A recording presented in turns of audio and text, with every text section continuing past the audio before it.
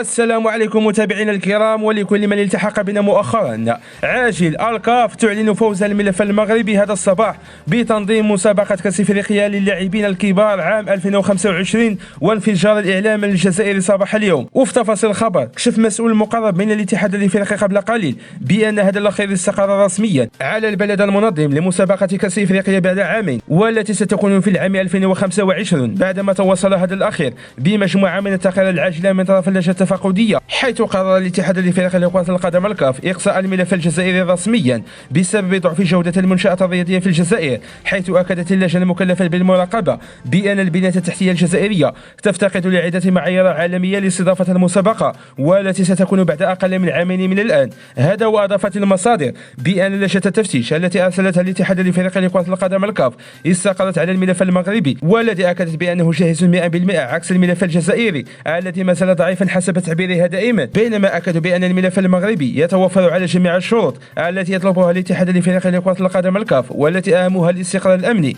بالاضافه الى توفر كذلك في المقابل على بنية تحتية ذات جودة عالمية. كان هذا هو الخبر ديال اليوم، كنتمنى انكم تشاركونا رايكم في التعليقات، والسلام عليكم الى فيديو جديد.